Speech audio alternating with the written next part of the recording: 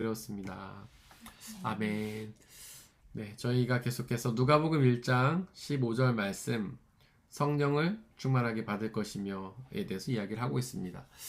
세례 요한은 특별히 뱃속에 있을 때부터 성령을 받았다고 했습니다. 일반적인 사람들은 그렇지 않죠. 일반적인 사람들은 죄 가운데서 태어나죠. 근데 특별히 우리 세례 요한은 뱃속에 있을 때부터 성령의 충만함을 받았다. 그래서 성령의 은혜를 통해서 우리의 죄성, 죄의 경향성, 그러면 죄를 지려는 마음들, 그런 것들을 이렇게 극복할 수 있었다라는 사실 저희가 이야기하면서 지금 죄에 대해서 계속 이야기를 나누고 있었습니다. 그래서 죄에 대해서 이해를 해야 우리가 그로부터 회개가 무엇인지, 또 믿음이 무엇인지, 성령의 역사는 무엇인지를 깨달을 수 있기 때문이죠. 그래서 저희가 지금 죄에 대해서 거의 지금 마무리 단계 같고요. 죄의 결과에 대해서 이야기를 하려고 합니다. 어쨌든 죄라는 것을 우리는 이제 많은 사람들이 도덕적, 윤리적 잘못과 죄를 이제 동일시하죠. 이거는 신앙생활을 오래 한 분들도 그렇게 착각할 때가 많습니다. 그래서 회개하라고 하면은 도덕적, 윤리적 잘못을 뉘우치죠. 근데 죄라는 것은 그런 게 아니죠. 성경이 말하는 죄는 이제 뭐 세상에서 말하는 죄, 사회에서 말하는 죄, 우리가 흔히 언급하는 죄는 뭐 도덕적이면서 윤리적인 잘못을 뜻하죠. 그래서 뭐 도덕적으로 뭔가 거짓말을 하거나 남의 물건을 취했거나 뭐 이랬으면은 우리가 죄졌다라고 표현하고 그 죄에 응당한 대가를 받아야 된다, 벌을 받아야 된다 이렇게 표현하긴 하지만 성경에선 그렇지 않습니다. 이 죄, 이제 히브리어로 하마르티아죠. 죄송합니다. 헬라어로 하마르티아. 이 하마르티아라는 말의 뜻은요, 관역을 벗어났다 이런 뜻이에요. 그러니까 화살이 관역을 벗어난 게 원래 하마르티아, 죄의 그 가장 근원적인 뜻입니다. 그러니까 목표가 잘못되었다, 방향이 틀렸다 이런 거죠. 방향이 틀렸다, 목표가 잘못되었다. 그래서 우리가 죄를 흔히 네 가지로 정리를 하는데요. 첫 번째, 이제 불신앙이죠. 원래 우리의 목적은 하나님을 믿도록 창조되었는데 하나님을 믿지 않는 불신앙, 이게 죄죠. 이게 목적을 벗어난 거죠. 시선을 벗어난 거죠. 우리가 하나님을 목적에 두고 하나님만 바라보면서 살아가야 되는데 그게 잘못된 것이죠. 두 번째는 우상숭배. 우상숭배는 하나님이 아닌 다른 것들을 사랑하는 것이 우상숭배죠. 그래서 우리는 흔히 우상숭배라고 하면은 뭐 진짜 다른 종교에 있는 신이라든지, 그 다음에 뭐 미신 같은 거, 뭐 점을 친다든지, 뭐 어떤 형상, 부적을 뭐 갖고 다닌다든지, 어떤 형상을 좋아한다든지, 이런 것만 우상숭배라고 생각하지만 사실 훨씬 더 폭넓은 것이죠. 우상숭배는 하나님이 아닌 다른 모든 것들 사랑하는 게 우상숭배죠. 그래서 하나님이 아닌 뭐 이 부모님을 더 사랑한다든지, 하나님보다 자녀를 하나님보다 더 사랑한다든지, 심지어는 뭐 내 배우자 혹은 뭐 심지어 이웃도 하나님보다 더 사랑한다면 우상숭배의 죄에 빠질 수가 있죠. 그것도 관역을 벗어난 거죠. 목적을 이제 벗어난 것이죠. 시선이 잘못된 거죠. 세 번째로 교만이죠. 교만은 자기를 높이는 태도라고 생각하지만 그렇지 않습니다. 자기 중심성. 교만은 자기 중심성이에요. 자기를 중심에 두는 태도죠. 자기에게 몰입하는 태도. 그러니까 이것도 이제 방향이 잘못된 거죠. 원래 우리는 하나님을 향하도록 창조되었습니다. 우리는 하나님의 자녀이기도 하지만 종이잖아요. 근데 우리는 굉장히 이 자녀라는 것에 몰입하면서 종이라는 사실 자꾸 망각을 합니다. 그래서 자녀로서 우리가 누릴 수 있는 상속, 뭐 하나님 나라, 영원한 생명, 그리고 뭐 세상의 복, 물질의 복, 뭔가 하나님한테 달라고 하면 다 받을 것처럼 생각하면서 자꾸 이 자녀에만 너무 지나치게 몰입을 해요. 자녀가 맞죠? 맞아요. 하지만 자녀만 되는 것은 아닙니다. 우리는 특별히 이 세상에서는 어떤 사람이 누구의 자녀이면서 종이 될 수 없죠. 그건 불가능하죠.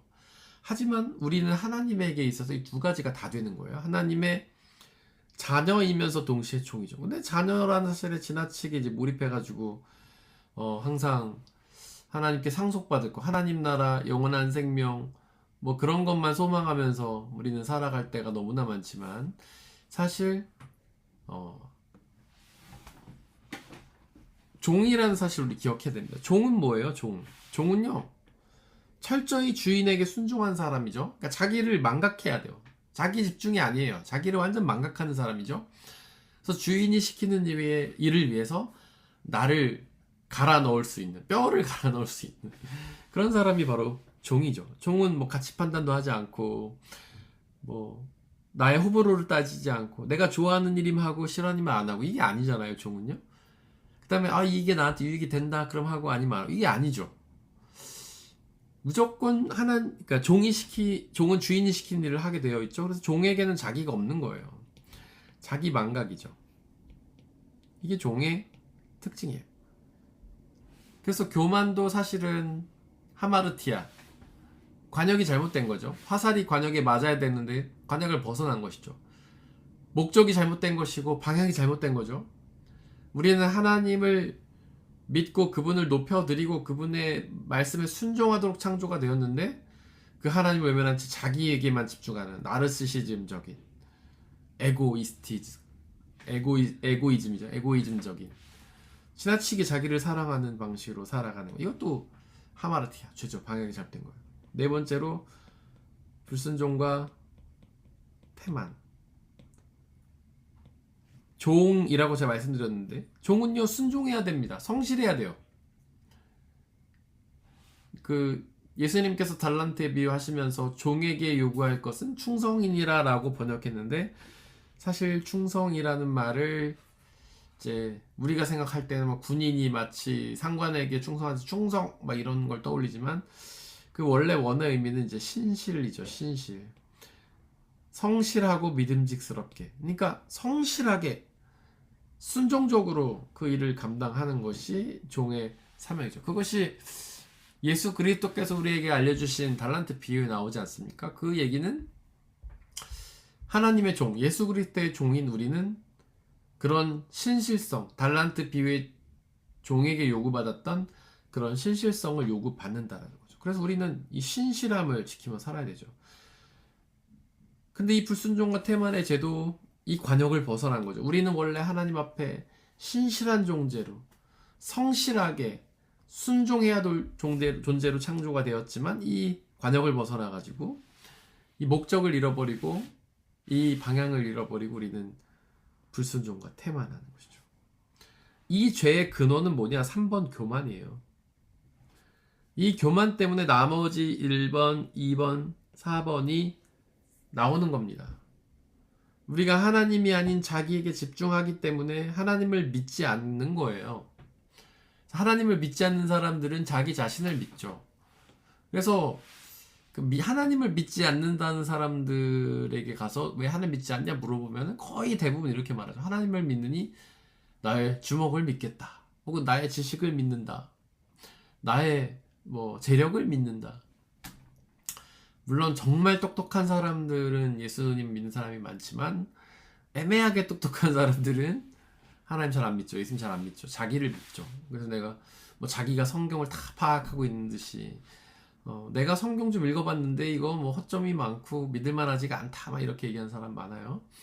네, 이제 이런 말로 어떻게 적절한 표현인지 모르지만 헛똑똑이죠. 헛똑똑. 그래서 진짜 나사에도 예수님 믿는 사람 그렇게 많다지 않습니까? 과학에 정통한 사람들, 뭔가 학문에 정통한 사람들은요, 아무리 자기가 연구해도 찾을 수 없는 답이 나와요.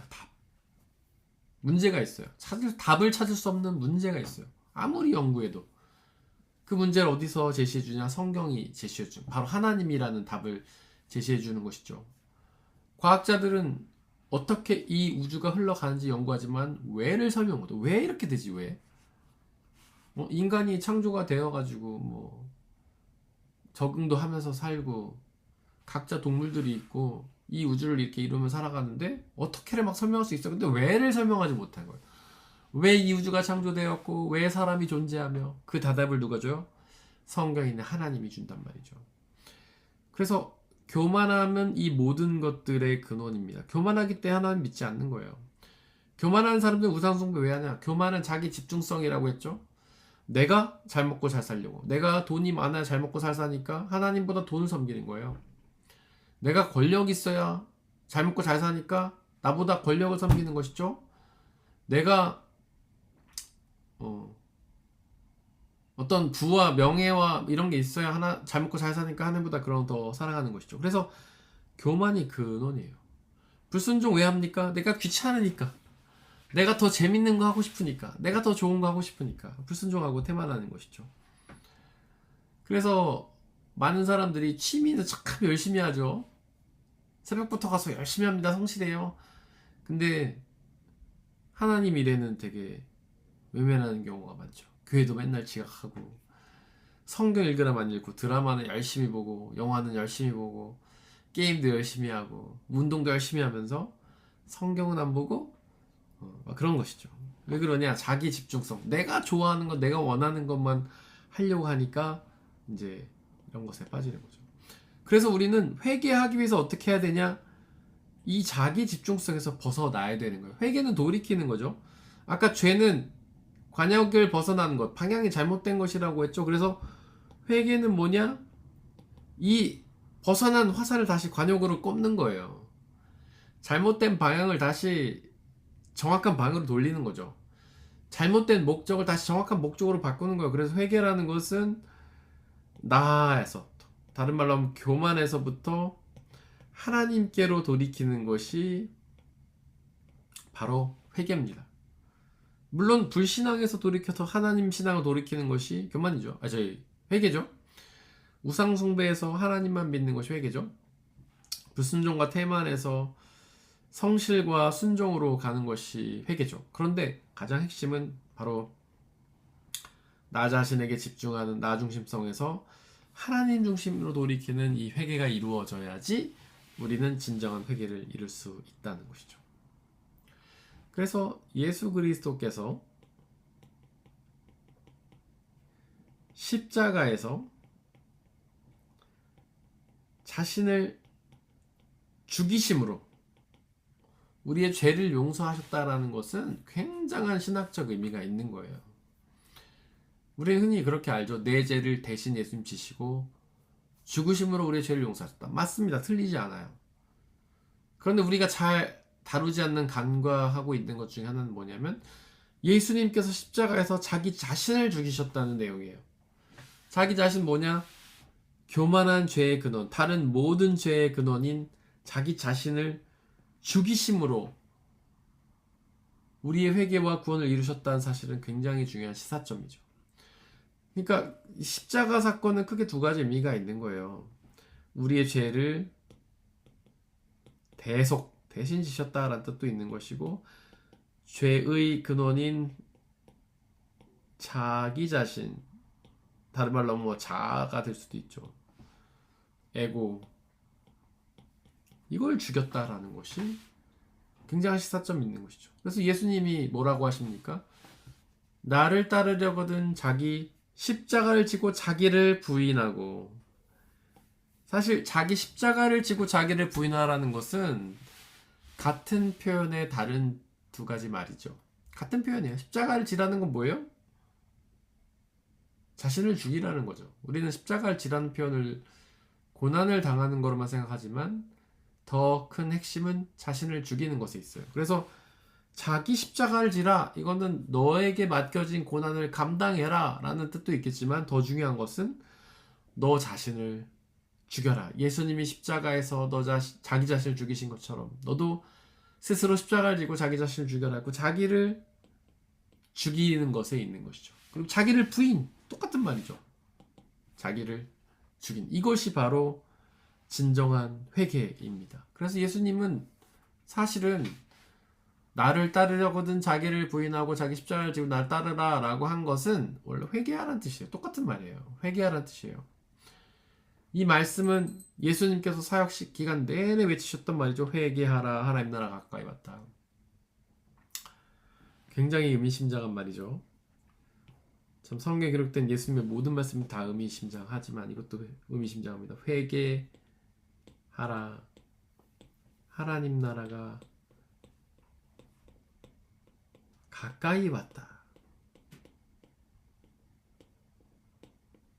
이것이 세례 요한의 외침이기도 했고요. 예수님의 핵심 메시지이기도 했습니다. 예수님이 복음서 전반에 걸쳐서 많은 말씀들을 하셨지만 딱 하나로 요약해라 그럼 요거예요. 회개하라 하나님나라 가까이 왔다. 아까도 말씀드렸지만 나를 따르려거든 자기 십자가를 지고 자기를 부인하고, 이것도 회개하라는 뜻이죠. 죄의 근원인 교만에서 하나님으로 회개하라 하나님나라 가까이 왔다, 그런 뜻이에요. 중요한 건 하나님 나라는요 가까이 오는 것이라는 사실이에요. 많은 사람들이 하나님 나라에 들어간다라고 표현하죠. 예수님 믿고 하나님 나라 들어가야지. 근데 예수님은요 하나님 나라에 들어간다는 표현을 쓰신 적이 없으세요. 성경의 복음서에 보면 우리가 예수님 믿고 하나님 나라에 들어가 이런 표현이 없어요. 예수님이 나를 믿고 하나님 나라에 들어가자 이렇게 말씀하신 적은 없어요. 예수님 뭐라고 얘기하셨냐? 하나님 나라가 가까이 왔다라고 하셨습니다. 하나님 나라가 오는 거예요. 우리가 하나님 나라에 가는 게 아니에요. 우리가 주체가 아니에요. 하나님 나라가 우리에게 오는 것이에요. 내가 예수님 믿고 하나님 나라 들어간다 그럼 주어는 나죠. 역시 나 중심적인 거예요. 내가 뭔가 구원을 이루는 주체가 되는 것이죠. 믿음을 내가 만약에 내 마음대로 할 수 있는 것처럼 여기는 것이죠. 율법주의자들의 노력이 그런 거 아니에요? 내가 율법을 지킴으로써 구원을 들어가려고 했던 것. 내가 믿음을 가지려고 하는 것도 같아요. 이것도 사실은 교만이죠. 믿음은요 내가 갖는 게 아니에요. 주어지는 것이. 성령 하나님께서 우리 마음 가운데 역사하시고 우리에게 주시는 것이죠. 믿음도 선물이잖아요. 은혜. 하나님도 마찬가지예요. 하나님 나라에 내가 들어가는 게 내가 주체가 돼가지고 예수님 잘 믿어가지고 믿음을 잘 쌓아서 하나님 나라에 들어가는 게 아니에요. 내가 주체가 아니에요. 내가 구원을 결정할 수가 없어요. 어떻게 하는 것이냐? 하나님 나라가 우리에게 가까이 온다. 나는 아무것도 아니죠. 하나님 나라가 오는 것이에요. 그때 우리가 하는 건 뭐예요? 하나님 나라가 우리에게 오고 있는데 우리는 그 나라가 아닌 다른 데만 막 보고 있어요. 그런데 우리에게 다가오고 있는 그 하나님 나라를 향해서 우리의 시선을 옮기는 것, 그것이 바로 회개죠. 우리는 우리의 목적을 세상의 삶에서 잘 먹고 잘 사는 것에만 두고 있어요. 그런데 그것을 돌이키는 것이 회개죠. 우리에게 다가오고 있는 하나님 나라를 향해서 자기 집중성 교만에서 벗어나 하나님을 향하는 것이 바로 회개죠. 죄의 결과, 우리가 이 죄를 지음으로써 어떤 결과를 당하게 되었는가?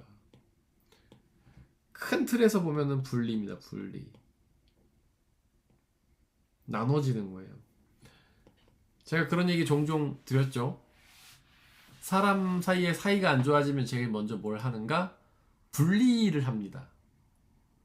떨어져요. 나눠져요. 친구들끼리 싸우면요 서로 연락을 안 하죠. 안 만납니다. 가족들끼리 싸우면요 집을 나가든지 각방을 쓰든지 집을 나가죠. 부부가 싸우면 제일 먼저 각방을 쓰고 싸움의 골이 깊어지면 집을 나가죠. 둘 중 하나가. 그 더 깊어지면 이제 영원히 갈라서는 거죠. 그래서 죄의 결과는 분리예요. 마찬가지예요. 하나님과 우리가 다퉜어요. 언제 다퉜냐? 사실 뭐 하나님이 우리랑 다퉜다기보다 우리 혼자 일방적으로 돌아선 것이죠. 하나님께서 우리에게 명령을 하셨는데 선악과를 먹지 말라는 명령을 하셨죠. 사람이 그 말씀을 듣지 않았어요. 하나님의 말씀을 듣지 않고 사탄의 이야기에 넘어갔죠. 우리를 정말 사랑하고 나하고 깊은 관계에 있는, 연애하고 있는, 결혼한 우리 하나님 말씀 듣지 않고 우리가 옆에 있는 다른 사람 말 들은 거예요. 바람 핀 거죠. 마음이 이제 흔들린 거예요. 갈대와 같이. 사단에게 넘어간 거죠. 그럼 어떻게 돼? 분리가 돼야죠. 하나님과 우리가 분리가 돼야 되죠. 그래서 죄의 결과를 우리가 하나님 나라에서 쫓겨난 게 아니라 죄의 결과를 우리가 하나님 나라에서 분리된 거예요. 그러니까 우리는 항상 우리가 죄져갖고 하나님께 쫓겨났다고 생각해. 벌 받았다고 생각해요. 그래서 하나님은 정말 뭐 용사의 하나님은 뭐 무서운 하나님 같고 구약시대 때 보면은 하나님께서 벌하신 장면이 많이 나오기는 하지만 사실 우리의 죄의 결과로 우리가 벌을 받은 게 아니라 우리가 떨어져 나가고 분리된 거, 하나님을 떠나버린 거예요. 단 사람한테 마음이 생겨가지고 하나님 버리고 떠난 것이죠. 그래서 죄의 주체는 나예요. 하나님이 우리를 떨고 내신 게 아니죠. 우리가 죄를 지었기 때문에 분리가 된 것이죠. 그래서 첫 번째 분리는 하나님과 우리 사이의 분리죠. 그래서 하나님 나라에서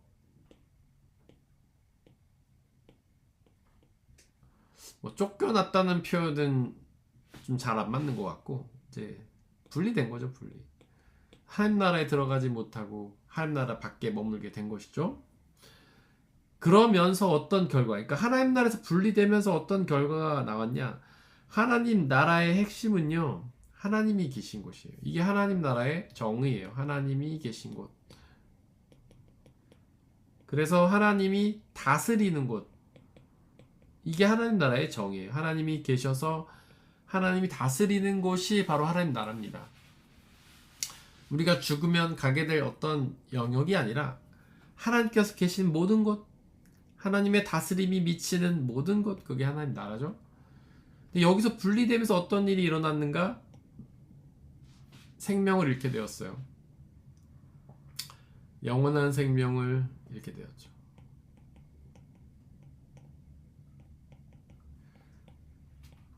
그 이유는 하나님께서 창조주시기 때문에 그래요. 하나님. 그러니까 생명의 창조주 하나님이 계신 곳, 그분이 다스리시는 곳, 그분과 함께 있을 때는 그분이 주시는 영원한 생명을 얻을 수 있었지만 여기서 분리되면서 영원한 생명을 잃게 된 겁니다.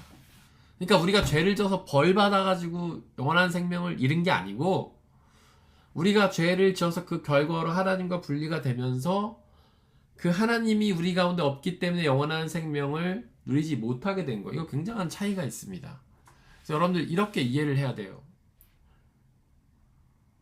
우리가 죄 져갖고 벌 받아서 하늘에서 쫓겨났어, 영원한 생명도 뺏겼어, 이게 아니에요. 그렇게 이해하시면 안 돼요. 어떻게 해야 되는가? 우리가 죄를 지면서 하나님과 분리되었고 하나님 나라에서 떨어지게 되었고, 그로 인해 영원한 생명의 창조주신 하나님과 떨어지면서 그분이 주신 영원한 생명을 누리지 못하게 된 것이죠. 그리고 평화를 잃게 되었어요. 평화를 잃게 되었어요. 왜냐? 하나님이 평화의 왕이시기 때문에 그렇죠. 그 누가복음 2장에 보면 예수 그리스도 앞에서 그분이 탄생하실 때 천사들이 노래하면서 하늘엔 영광이요 땅에는 평화로다 이렇게 외치지 않습니까? 그리고 성경 곳곳에서는 하나님을 평화의 왕으로 묘사하죠. 그래서 우리는 평화를 잃게 되었어요. 평화를 잃게 되니까 다투게 되고 싸우게 되고 그러는 것이죠. 그리고 무엇을 잃게 되는? 기쁨을 잃게 되었어요. 왜냐하면 하나님이 기쁨의 근원이시기 때문에. 성경 말하죠. 하나님이 기쁨의 근원이시다. 항상 기뻐라, 쉬지 말고 기도하라, 범사에 감사하라는 말씀은 뭐냐? 항상 스스로 기쁘기 위해서 좋은 생각해라, 뭐 긍정적인 생각을 해, 이게 아니에요. 옛날이라고 말할 것도 아니죠. 불과 얼마 전까지만 해도 미국의 그 어떤 목사님 긍정의 힘이라는 책 쓰시면서 거기서 좋은 생각해, 긍정적인 생각해야 된다. 그래야 뭐 은혜도 받고 기쁨 넘친다 막 이렇게 얘기하는데, 글쎄요, 그분 목사님이시면서 그렇게 말씀하시는지 전 동의가 안 됩니다. 그렇게 우리가 긍정적인 생각을 하고 막 나는 기쁘다 마인드를 바꾼다고 해서 기뻐집니까? 아니에요. 그럼 어떻게 해야지 항상 기뻐할 수 있어요? 바로 기쁨의 근원이신 하나님과 다시 연결이 돼야 되는 거예요. 그분과 분리되어 있기 때문에 우리는 기쁘지 않은 겁니다. 그분과 연결이 될 때 우리는 기쁨을 회복합니다. 우리가 회개를 하고 그분을 바라볼 때, 그분을 향해 우리의 시선을 고정할 때 그분 주시는 기쁨을 받아들일 수 있는 거예요. 그래서 신학자 칼 바르트는 기쁨이 믿음의 척도이다 라고 말하지 않았습니까? 기쁨이 있는가 없는가가 우리 믿음을 알려준다. 왜냐? 하나님을 믿으면 그분은 기쁨의 근원이시기 때문에 우리 가운데 기쁨이 넘치게 되는 것이죠. 근데 만약 기쁘지 않다 우리가, 그러면 하나님과 연결고리가 끊어진 거예요. 믿고 있지 못한 것이죠. 시선이 다시금 돌아간 거예요. 죄 가운데 돌아간 거예요. 우리는 아직 하나님이 아닌 다른 것을 바라보고 나 자신 집중하고 있기 때문에 기쁨이 없는 것이죠. 당연하죠. 세상의 가치는 우리에게 기쁨을 줄 수 없죠. 그거 자체가 유한한 것인데, 제한적인데 어떻게 기쁨을 주겠습니까? 우리가 음식 같은 거 먹을 때 물 막 항상 그런 얘기 하잖아요. 맛있는 거는 꼭 건강에 나빠요. 참 이상하게. 건강한 것도 맛이 없어요. 맛있는데 건강한 게 별로 없습니다. 세상에는요. 뭐 꿀이나 과일 맛있지만 사실 그 안에 당이 있어서 또 건강에 좋지가 않죠. 맛없는 거는 맛없어서 먹기가 싫잖아요. 희한하죠. 그러니까 이 세상의 것들에는요 기쁨을 완전히 누릴 수가 없어요. 뭔가 기쁨 누리기 위해서는 뭔가 다른 걸 잃어야 되는 것이죠. 맛있는 그런 먹는 기쁨 즐기기 위해서는 건강을 잃어버려야 돼요. 그리고 뭔가 기뻐도 그 기쁨이 오래가지 않죠. 뭐 우리가 기뻐하는 그 모든 것들, 직장에 들어간다든지 뭐 학교에 들어간다든지 자녀를 낳는 결혼한다든지 전부 다 그 기쁨에는 슬픔이 동반되어 있어요. 뭐 그런 얘기 하잖아. 아기들 너무 이쁜데 잘 때가 제일 이쁘다. 일어나서 돌아다니면 이제 힘든 거죠. 자녀가 크면 좀 괜찮냐? 아니죠. 또 다른 또 어려운 부분들이 우리에게 다가오죠. 뭐 결혼하면 항상 기쁩니까? 그렇지 않죠. 같이 살면서 부딪히고 불편한 부분도 많고요. 혼자 살 때가 차라리 편한다. 뭐 그런 얘기도 많고. 어떤 사람들은 그 기억이 잃을 때쯤 되면 다시 결혼한다고 했던가. 뭐 하여튼 그런 식으로 얘기하기도 하고. 그러니까 모든 것에는 기쁨의 이면에 다 슬픔이 있고 아픔이 있다는 거죠. 이 세상의 것들은 다 마찬가지예요. 그래서 세상에 기쁨을 누리려고 자꾸 하면요. 우리는 더 슬퍼질 수밖에 없는 거예요. 오직 하나님께만 기쁨을 두면 그 기쁨은 영원하고 완전한 기쁨이죠. 슬픔이 이만큼도 없는 기쁨이고 완전한 기쁨, 영원히 기쁜 그 기쁨이죠. 그래서 항상 기뻐하라는 명령은 하나님을 향해 우리의 시선을 돌이키라, 회개하라는 것과 같은 것이죠. 그 다음에 우리는 죄를 지면서 뭘 이러는 거야? 자유의지가 손상됐어요. 자유의지가 손상되었습니다. 원래 하나님께서는 태초에 사람인 아담에게 자유의지를 주셨죠. 하나님께서 동산에 나무를 2개를 만들어 놓으시고 야 생명나무는 먹어도 되는데 선악과 먹지마 라고 하셨죠. 근데 진짜 먹지 말게 하시려고 했으면 거기 울타리를 치고 막 지키는 사람들 세워놓고 아담이 절대 접근하지 못하게 하셨으면 아마 아담은요 그거 못 먹었을 겁니다. 근데 그렇게 하지 않으셨어요. 왜냐? 하나님께서 아담에게 자유의지를 주신 것이죠. 자유의지를 왜 주셨냐? 하나님과 아담 사이의 사랑이 참다운 사랑이 되게 하시기 위해서예요. 아담은 자신의 자유의지로 하나님과 사탄 중에 사탄을 선택해버렸죠. 잘못된 선택이었지만 어쨌든 그에겐 자유가 있었어요. 하나님은 그 자유의지를 보장하셨죠. 야, 너 절대 나만 사랑해야 돼. 라고 이제 사탄을 아예 접근 못하게 하셨다면, 아담을 막 어디다 가둬놓고 사탄이 절대 접근하지 못하게 하셨다면 아담은 자유의지를 가지고 범죄하지 않았겠죠. 그런데 하나님 그렇게 하지 않으셨습니다. 자유의지를 주셨어요. 왜냐, 하나님과 아담 사이의 사랑이 진짜 사랑이 되게 하시겠어요. 하지만 그게 죄로 인해 이 자유의지가 손상되어서 그 다음에 뭐가 되었냐? 마틴 루터는 이 자유의지가 노제의 의지가 되었다, 노예의 의지가 되었다라고 표현했습니다. 여기서 노예는 어떤 것에 대한 노예냐? 바로 죄에 대한 노예죠. 그 다음부터 모든 인간은 자유의지를 줬을 때 항상 죄를 선택하게 되는 그런 우를 범하게 된다는 거예요. 지금 이 세상이 얼마나 법이 치밀합니까? 왜냐하면 사람들은요, 자유롭게 내버려 두면요, 나쁜 짓을 하니까 그런 거예요. 그러니까 계속 감시하고 처벌하고 법을 세밀하게 짜가지고 그렇게 하지 못하게 하고, 그렇게 아무리 법을 짜도 허점이 있어가지고 사람들은 그 틈을 노려가지고 계속 나쁜 짓을 하죠. 자유의지가 죄를 향한 노예지가 되었기 때문에 그런 것이죠. 그다음 죄의 결과로 어떻게 되었느냐? 영원에서 유한으로, 완전에서 불완전 혹은 제약으로 이렇게 바뀌게 되었습니다.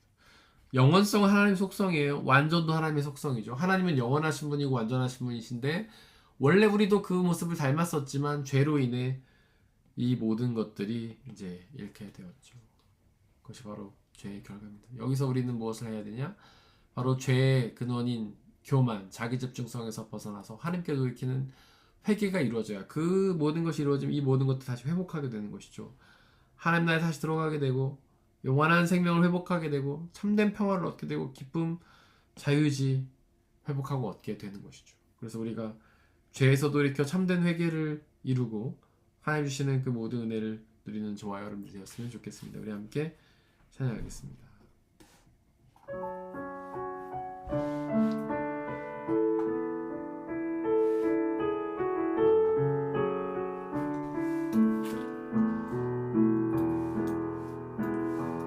내 백성이 나를 떠나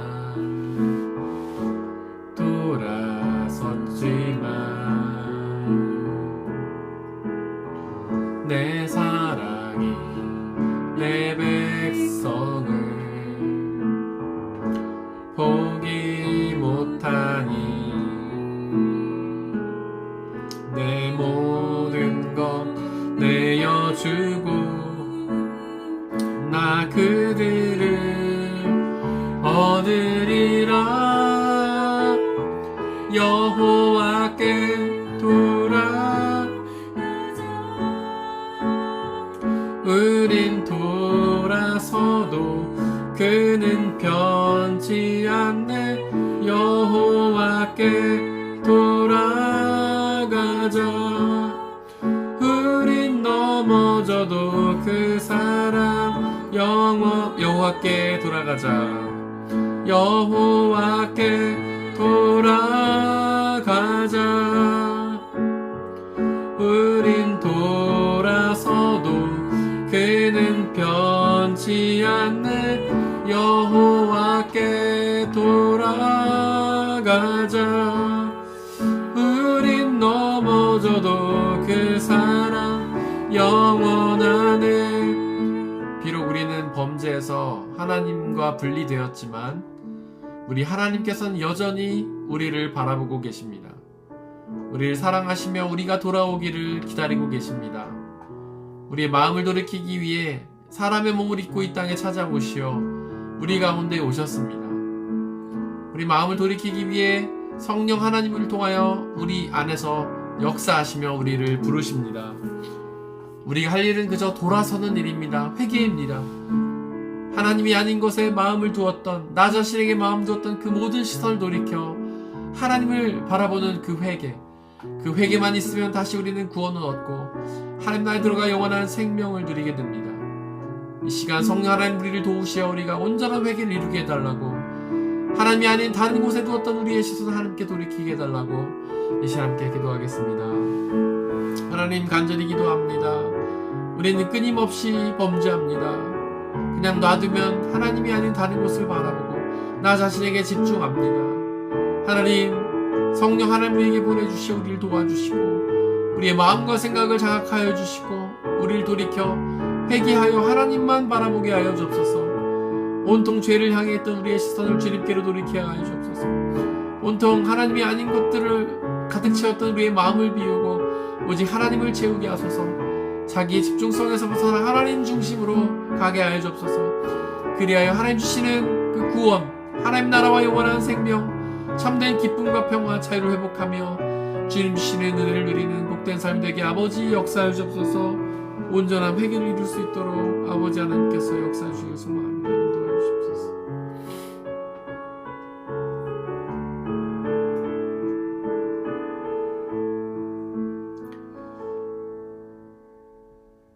우리를 사랑하시는 아버지 하나님, 그 하나님의 사랑을 외면하고 하나님이 아닌 다른 곳을 향했던, 하나님이 아닌 우리 자신을 향했던 그 모든 죄악을 회개합니다.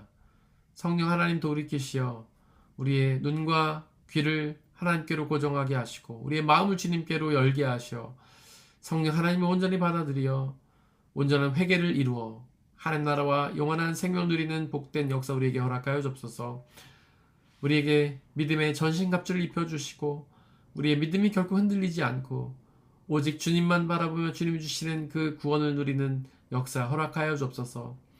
이제 복된 주일을 맞이합니다. 하나님께서 역사해 주시고 예수 그리스도를 통한 구원의 은혜를 우리에게 선포하여 주시고 우리가 그 말씀을 듣고 돌이켜 회개하여 하나님을 바라보며 주님 주시는 그 하나님 나라와 영원한 생명을 받아 누리는 은혜의 시간으로 역사해 주옵소서. 우리 주 예수 그리스도의 이름으로 기도드렸습니다. 아멘.